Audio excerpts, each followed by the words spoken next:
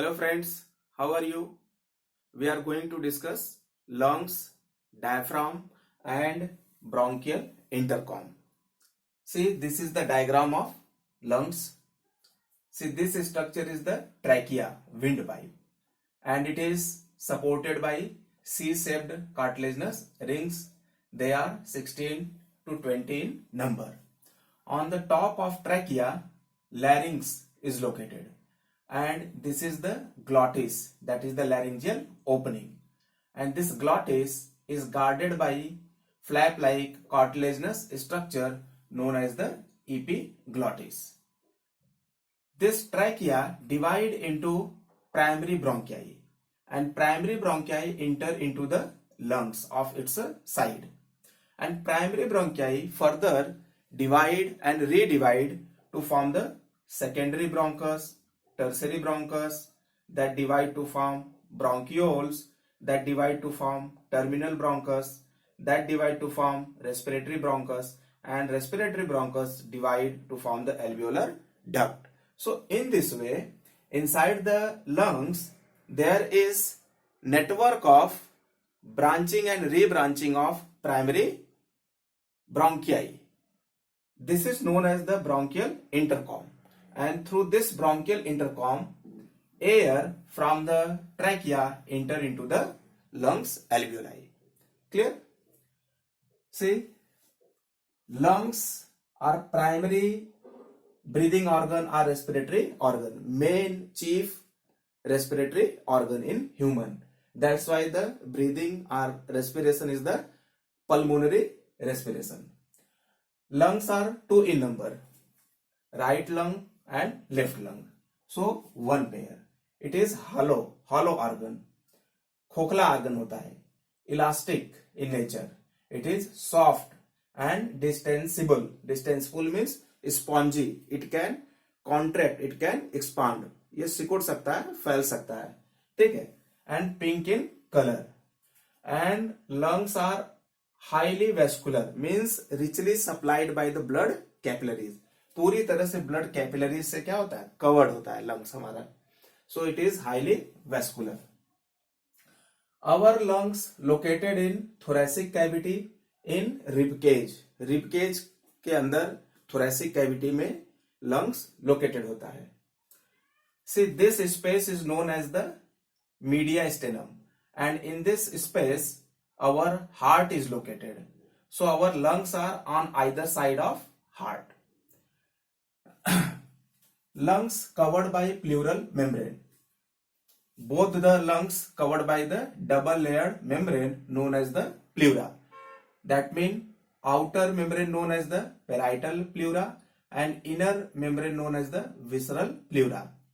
In between parietal and visceral pleura there is a space, there is a cavity known as the pleural space or pleural cavity. This space, and this space is filled up by pleural fluid, and this pleural fluid provide protection from external injury, from mechanical shock, and this pleural fluid hold both the membrane together when our lungs expand. जब हमारा lungs expand करता है, फैलता है, तो pleural fluid दोनों membrane को एक साथ बनाए रखता है.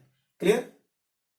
And pleural fluid prevent the friction caused by the relaxation and contraction of lungs.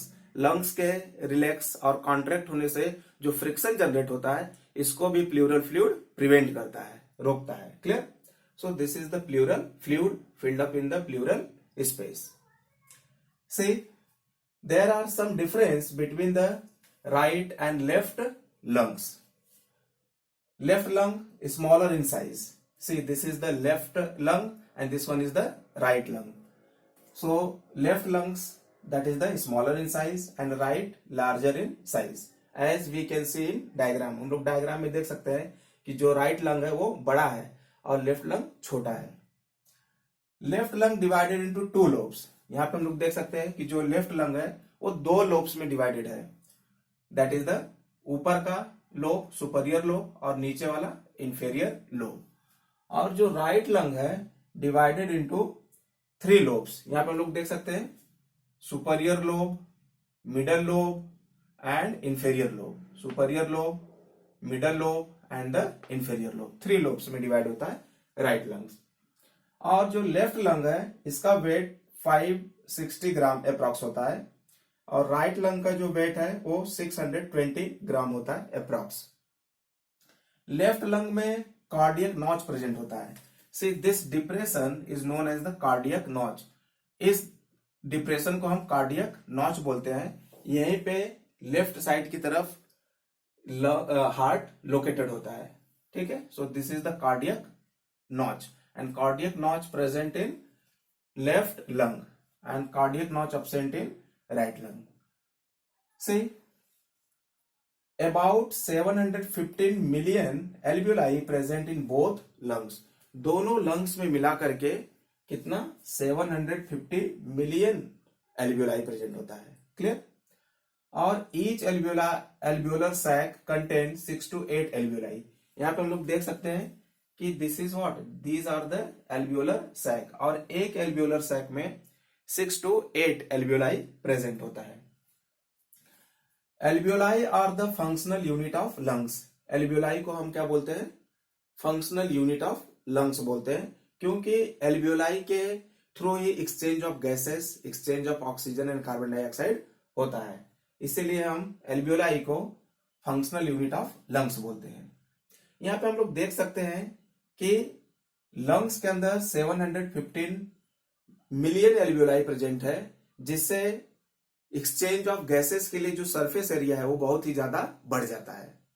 अगर हम कंपेयर करें अपने स्किन के सरफेस एरिया से, तो स्किन का सरफेस एरिया 1.6 मीटर स्क्वायर होता है और alveolar surface area 100 square metre होता है.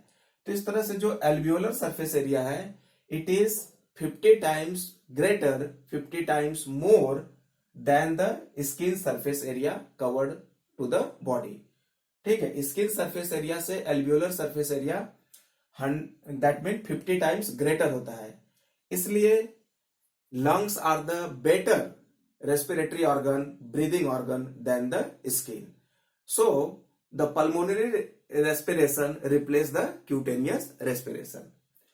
से यहां पे हम लोग देख रहे हैं कि this diagram, this is the branching and rebranching of primary ब्रोंकियाई.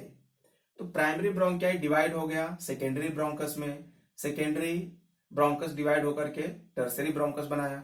ब्रोंकियाई plural है और ब्रोंकस सिंगुलर वर्ड है.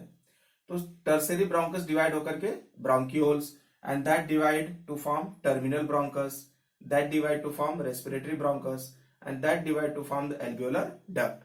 और एल्वियोलर डक्ट जो है कि कनेक्ट हो जाता है ढेर सारे एल्वियोलाई से and that form the alveolar sac. तो ये जो पूरा नेटवर्क ऑफ ट्यूब्स है इसी को बोलते हैं हम क्या? Bronchial intercom. ब्रोंकियल इंटरकॉम का मतलब होता है the network of branching and rebranching of primary bronchiae. Primary bronchiae के ब्रांचिंग एंड रीब्रांचिंग के नेटवर्क को हम ब्रोंकियल इंटरकॉम बोलते हैं. तो ये पूरा स्ट्रक्चर कहां पे प्रेजेंट है? लेफ्ट एंड राइट लंग्स के अंदर प्रेजेंट है. ठीक है, तो इस तरह से ये जो है कि एयर को कैरी करता है up to the alveoli of lungs. Okay, see diaphragm, this structure is the diaphragm and it is highly muscular and dome shaped structure. It helps in breathing process and it separates the thoracic cavity to the abdominal cavity. Abdominal cavity को thoracic cavity से अलग करता है diaphragm. और diaphragm characteristic feature है mammalia का. Clear? So it is the characteristic feature of mammalia. It is highly muscular dome shaped structure. It separates the thoracic cavity to the abdominal cavity and it relax and contract and helps in the process of breathing. Breathing के process में help करता है.